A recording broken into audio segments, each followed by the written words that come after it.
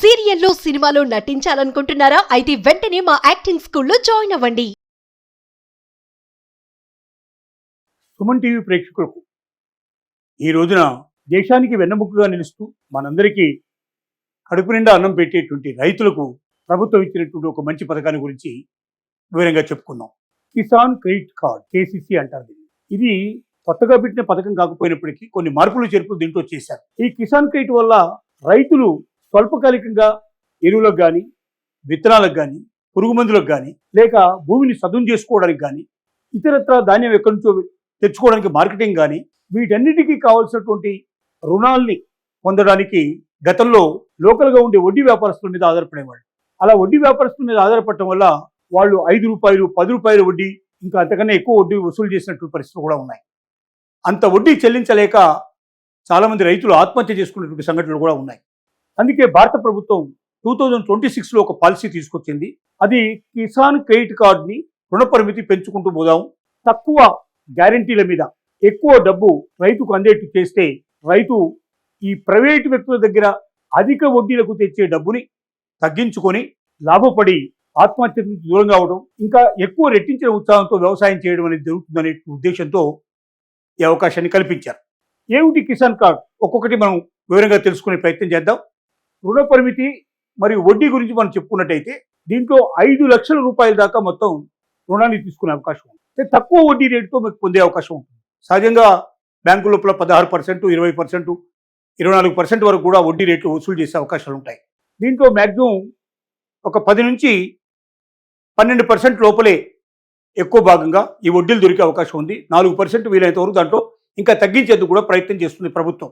అయితే దీంట్లో పూచికత్తు లేని, గ్యారంటీ లేని రుణం ఎంతవరకు వస్తుంది అవకాశం అంటే 2 లక్షల వరకు మనకు గ్యారంటీ లేని రుణం దొరుకుతుంది. అంటే దీనికి ఏ రకమైన గ్యారంటీ అక్కర్లేదు.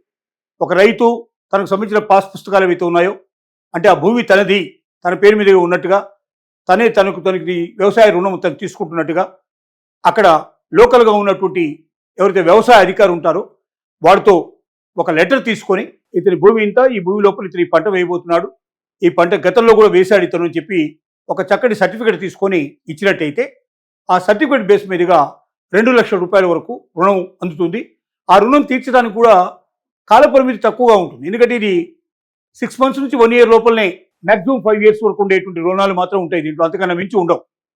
కాబట్టి ఆ రుణం లోపల ఏదైతే రుణ పరిమితి ఉందో, ఏ తేదీ నిర్ణయించిందో ఆ తేదీ ప్రకారంగా మొట్టమొదటి ఏదైతే దానికి అంగీకరించారో దాని ప్రకారంగా డబ్బులు చెల్లించాల్సిన అవసరం ఉంటుంది. తర్వాత దీంట్లో అర్హత ఏమిటి, ఎవరెవరు దీంట్లోకి వస్తారు, ఎవరెవరు తీసుకోవడానికి అవకాశం ఉంది దీంట్లో అంటే కౌలు రైతులు, భాగస్వామ్య రైతులు మరియు స్వయం సహాయక బృందాలు. అంటే రైతు స్వయంగా తన పేరు మీద ల్యాండ్ ఉన్నప్పటికీ, లేక కౌలు రైతులు కూడా చాలా రాష్ట్రాల లోపల కౌలు రైతులు గుర్తించారు.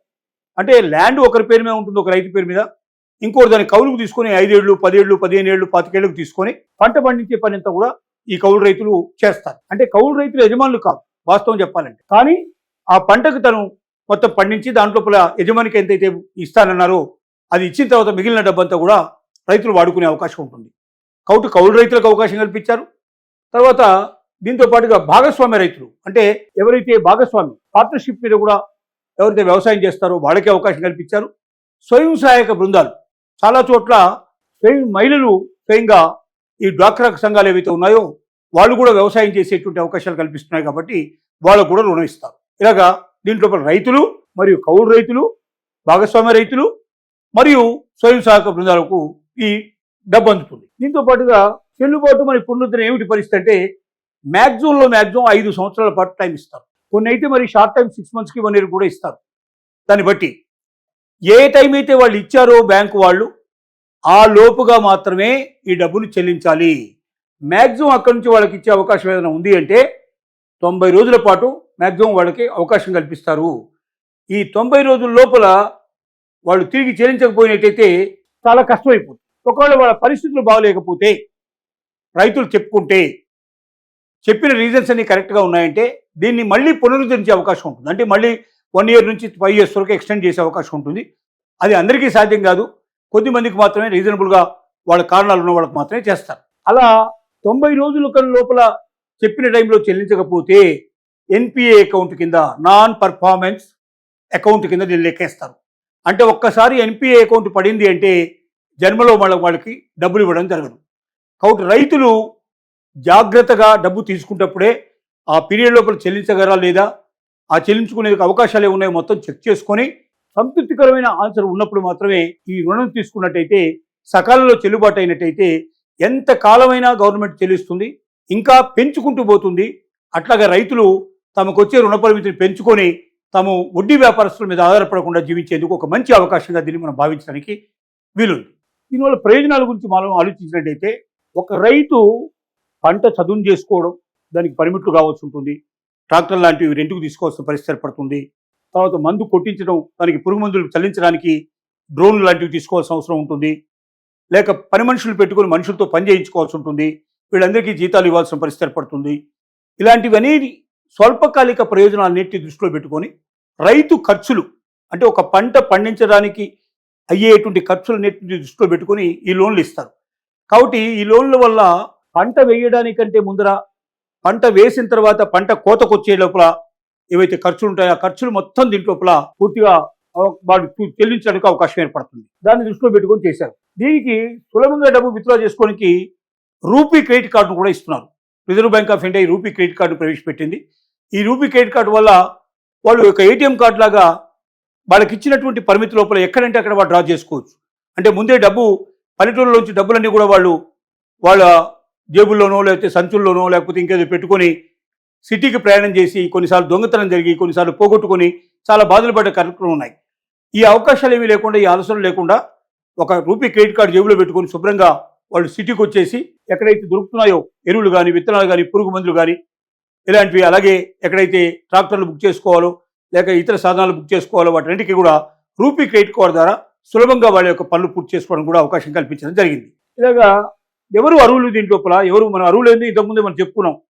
ఈ అర్హులైన రైతులు వాణిజ్య బ్యాంకులు, సహకార బ్యాంకులు, ఆర్బీఐ నిర్దేశించినటువంటి ఇంకా కొన్ని ఎక్కడైతే ఉంటాయో వాళ్ళ ఆఫీసు లాంటివి ఉన్నాయో వీటన్నిటిలో ఎక్కడికైనా వెళ్ళి దీని దరఖాస్తులు తీసుకొని దాన్ని ఫిలప్ చేసి ఆ బ్యాంకుల ద్వారా కోఆపరేటివ్ బ్యాంక్స్ ఉంటాయి, గ్రామీణ బ్యాంకులు ఉన్నాయి, దాంతోపాటుగా రెగ్యులర్ బ్యాంక్స్ ఉన్నాయి. ఈ వాణిజ్య బ్యాంకుల్లో ఎక్కడైనా సరే వెళ్ళి ఈ యొక్క అప్లికేషన్ పెట్టినట్టయితే చాలా తొందరగా పూర్తి చేస్తారు. దీనికి నెలల తరబడి తిప్పరు. వారం నుంచి 15 రోజుల లోపల కూడా ఈ అప్లికేషన్ ప్రాసెస్ పూర్తయిపోయి వెంటనే లోన్ వచ్చేట్టుగా ఏర్పాటు చేస్తారు. కానీ జ్ఞాపకం ఉంచుకోవాల్సిందల్లా రైతులు ఏంటంటే, ఒక్కసారి మీకు బ్యాంకు చెప్పిన టైంలో మీరు డబ్బు చెల్లించకపోతే భవిష్యత్తులో మీకు రిమార్క్ పడుతుంది. ఎప్పటికీ మళ్ళీ మీకు లోన్ దొరికే అవకాశాలు ఉండవు. ఇది ఎప్పుడైతే మీరు ఇన్ టైంలో కట్టుకుంటూ పోతుంటారో అప్పటిదాకా మీకు ఈ రుణ పరిమితిని ప్రతి 6 నెలలకు ఒకసారి, ప్రతి సంవత్సరానికి ఒకసారి, 5 ఏళ్లకు ఒకసారి మీకు ఎలా కావాలంటే అలాగా షెడ్యూల్ తీసుకొని మీరు పంట వేయడానికి, పంట కోత వచ్చేదానికి ఎంతైతే ఖర్చు వస్తుందో ఆ ఖర్చంతా కూడా దీని ద్వారా మీరు చెల్లించుకునే అవకాశం ఉంటుంది. లోకల్ వడ్డీ వ్యాపారస్తుల మీద ఆధారపడకుండా మీ జీవితాల్ని మీరు సుసంపన్నం చేసుకోవడానికి ఒక మంచి అవకాశంగా రైతులు దీన్ని ఉపయోగించుకుంటారని మనం ఆశిద్దాం.